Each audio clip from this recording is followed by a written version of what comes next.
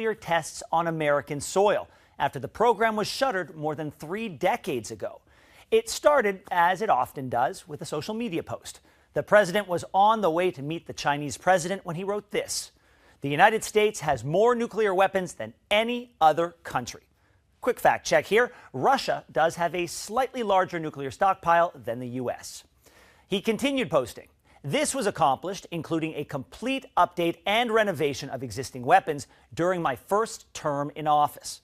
However, there were not any nuclear weapon updates during the president's first term. And about the status of 2 other nuclear countries, Trump wrote, "Russia is second, and China is a distant third, but will be even within 5 years. Because of other countries' testing programs, I have instructed the Department of War to start testing our nuclear weapons on an equal basis. That process will begin immediately." As far as testing, no country other than North Korea has tested nuclear weapons since the 1990s. Russia does, however, flex its potential nuclear arsenal. President Vladimir Putin's latest boast is a nuclear-capable weapon that arms controls experts say breaks the mold. Russia calls this Poseidon. Launched from a submarine like a torpedo, it can reportedly loiter as an underwater drone before attacking and triggering a radioactive tsunami. This on the heels of another Russian claim, successful testing of a new nuclear-capable cruise missile designed to potentially evade missile defenses. Although neither of those test claims has been proven to the outside world, and there are several hurdles to the Pentagon following Trump's orders, the question remains: does all this posturing signal the start of a global arms race? Joining us now is Donald Trump's former national security advisor and now one of his most outspoken critics, John Bolton. Sir, thank you very much for your time today. Glad to be with you. Thanks for having me. So tell us, what was your initial reaction when you saw the president's post ordering the U.S. resuming nuclear testing? Well, it was unexpected and typical Trump style, not telling anybody, apparently not consulting with Congress, not entirely clear what prompted him to do it. But I will say that this subject of testing for the United States is one that has been under discussion for quite some time for a number of very legitimate reasons. Whether Trump fully understands that or not, I don't know. But this is an important subject, and I think it's worth explaining to people why testing might be necessary. Well, tell us, why might it be necessary? Well, let me say first, this is underground testing that we're talking about. We're not talking about atmospheric testing at all. And the reason is that for the American nuclear deterrent to be effective, in other words, to protect us, to deter our adversaries, to protect our allies as well, we have to be sure that the nuclear arsenal is both safe and reliable, so that our adversaries know that it's a very real consequence for them, that the nuclear capability is real and functioning, and we want it to be safe so that there are no inadvertent detonations. As somebody once said to me, it's like having 5,000 cars in a parking lot.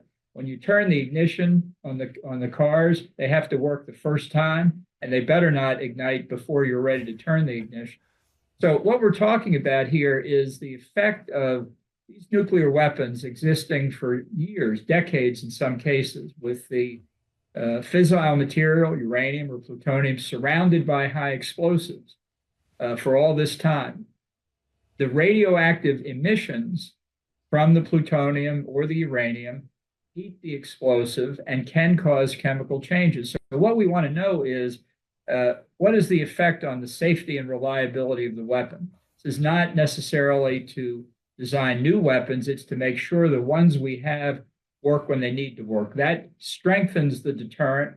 Our adversaries know that, and therefore it can be more convincing than simply saying we have confidence that they're safe and effective. We can, by testing, show that. Well, you mentioned that he didn't run this by Congress. And of course, in his social media post, he name-checked Russia and China. So you'll pardon the pun, but could this heat things up both politically and on the international front? Well, look, this is a question certainly for Russia that they have to face as well. They have an aging nuclear arsenal. China does not. There are also questions, and this has been debated publicly for a long time, whether Russia, China, and other countries, we know in the case of North Korea, they have done nuclear tests. but have the Russians and the Chinese done nuclear tests that we haven't uncovered?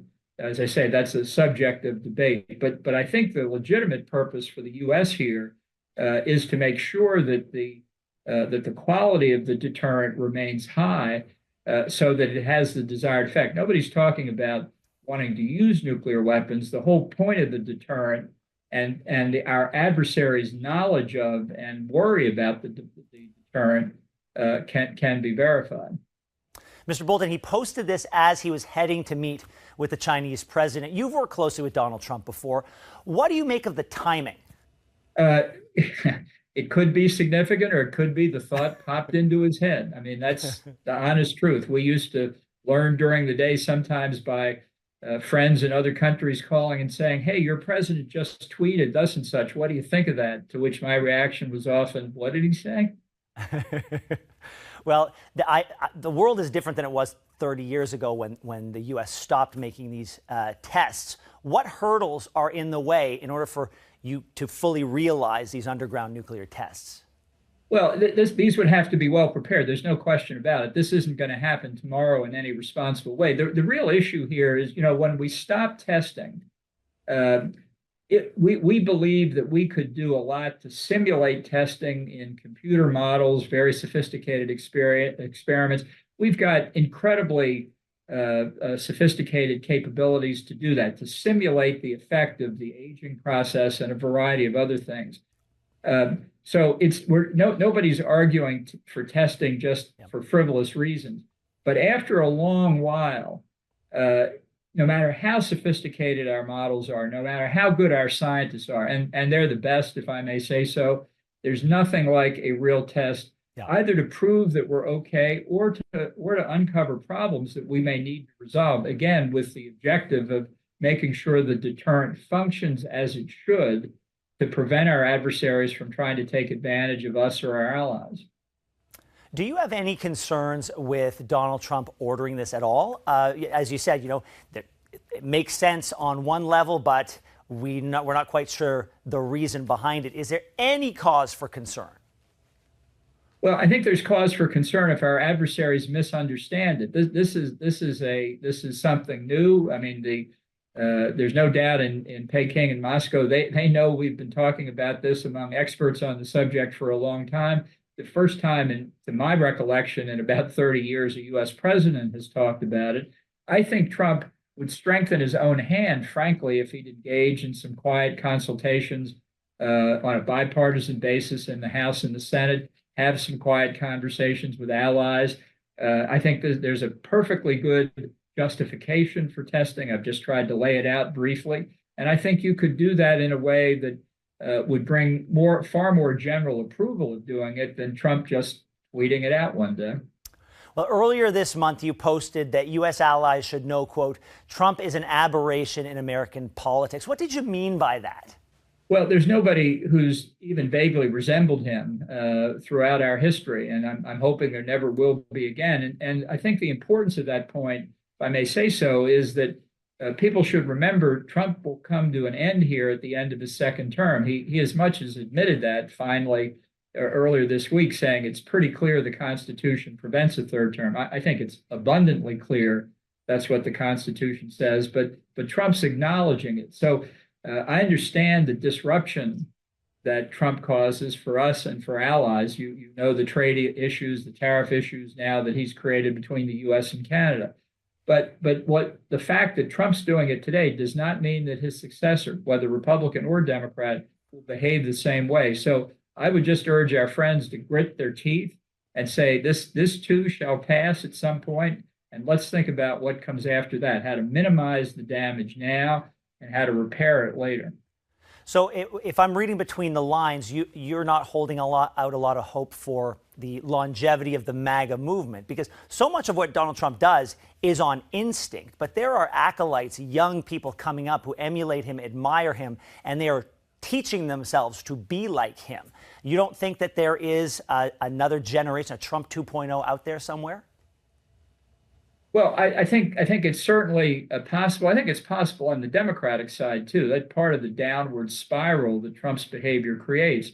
But I also think that the MAGA coalition is so diverse that it doesn't hold together with anybody else other than Trump. There's no philosophy behind it. Certainly in foreign affairs, there's no national security strategy behind it. And I think as more and more people appreciate Trump is now a lame duck president, that his influence over politics beyond his second term in office will diminish.